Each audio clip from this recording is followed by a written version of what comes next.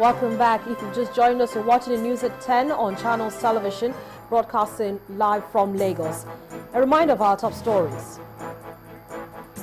Ekiti APC lawmakers serve Governor Ayo Fayose impeachment notice. Ekiti factional speaker once embattled Ekiti speaker, Dr. Adewale Omiri, arrested and prosecuted. A wave of protests trailed the National Assembly elections in the southeast and north-central regions. And Kenyan President Uhuru Kenyatta vows tough response to Al-Shabaab militant attack on Garissa University.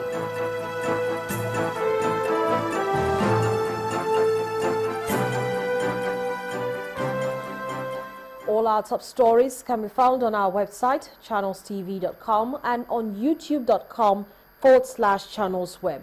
Visit m.channelstv.com to view us live on your mobile device. You can also download the Channels TV app for Android, iOS and Windows phones from the respective stores. And we urge you to please interact with the Channels Eyewitness feature on our Android, iOS and Windows 8 platforms. If you have pictures or videos to share with us, tap the application on your device, swipe to reveal the Eyewitness menu and follow the instructions. The Independent National Electoral Commission, INEC, has declared the Delta Central senatorial elections inconclusive.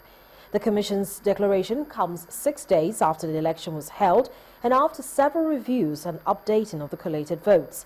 The electoral umpire says it has decided to declare the election inconclusive because of manipulations, snatching of ballot materials, and violence in Uheli South, Etiop East and Etiop West local government areas. The Commission adds that elections will be held in the 3 local government areas before the final result can be declared. Well, the celebration of the victory recorded by the All Progressives Congress in Kogi State at the presidential elections is continued, with the party insisting that the 2015 presidential and National Assembly elections were the best ever conducted in the country. But for the state chapter of the People's Democratic Party, the APC's victory is nothing but a product of fraud. The presidential and National Assembly elections have come and gone. But in Kogi State, it seems there is no end yet to the war of words that characterized the campaign ahead of the polls. While the APC celebrates its winning of most of the state's National Assembly seats, the PDP insists APC's victory was made possible through electoral malpractice. A former PDP member and acting governor in the state, now a leader in the APC, is full of praises for INEC for a job well done and the security agencies for not taking side with any political party. I've been in politics for 40 years. I've contested several elections and I won. But I've not seen a better election than this, because in my own local government, Mapamuro, where I come from, there was no single crisis. Police were not over-labored. The security men did not misbehave. They were keeping watch to make sure that things goes right, but they never intervened like it used to be in the past. But a group identified as the Smart Adeyemi Support Organization has urged INEC to cancel the elections in Kogi local government area over alleged electoral fraud. While addressing newsmen and supporters of PDP in Lokoja, the state capital, the coordinator of the group, Mr. Feinti Dada, said the conduct of the polls in the local government was characterized by intimidation from APC hoodlums. In Ereha, Oparake Market Square in Kotonkarufi Southeast Ward, electorates were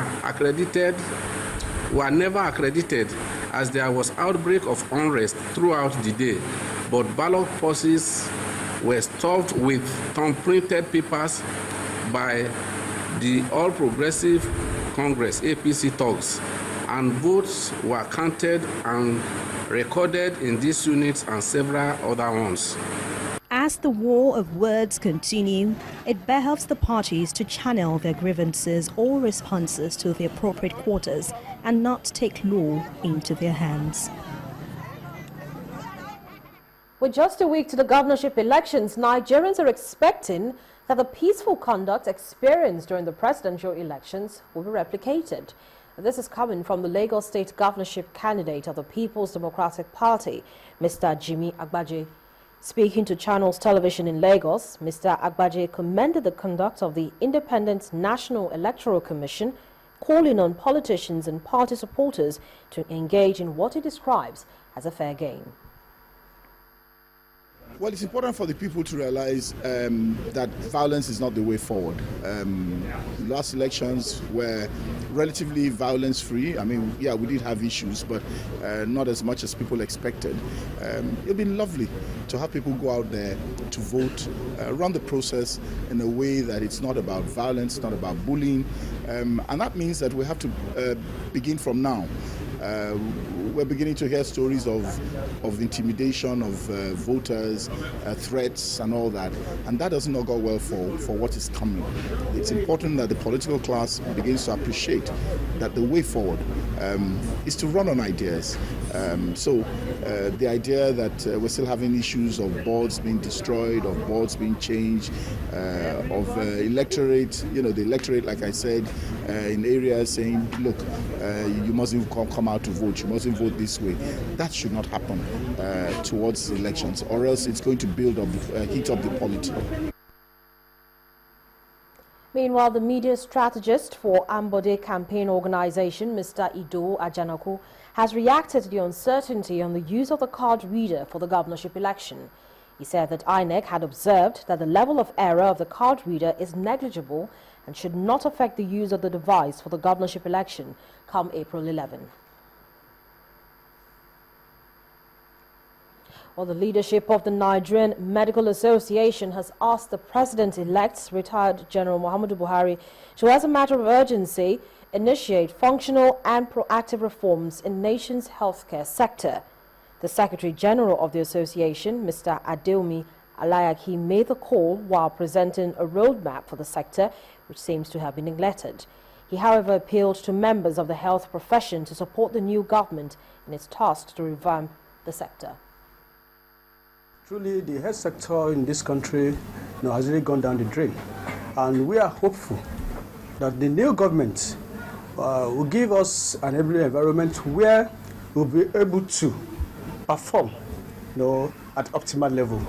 We believe that the new government should be able to give us a health sector that will attract even people, foreigners, to come to Nigeria for healthcare, for their health.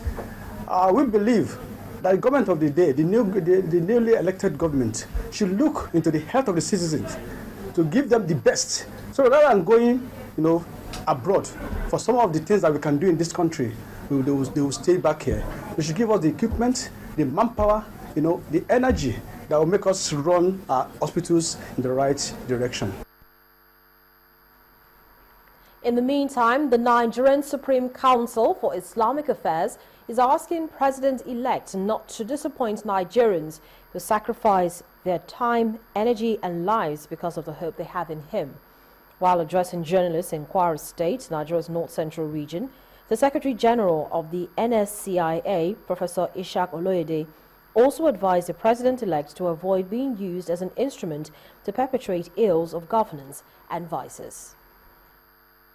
Nigerians have great expectation from an incorruptible man, a role model, a gallant officer, and distinguished statesman who they could not be induced by money to abandon. It is your responsibility not to disappoint the teeming majority, the masses especially, who sacrifice their time, energy, and lives because their hopes hang on you. As you are set to commence this onerous task before you, we urge you to be careful of those who hail you and reflect on the criticism of your critics.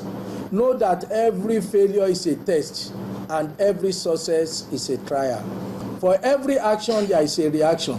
For every opportunity, there is responsibility. And for every appointment, there is accountability before man and Allah.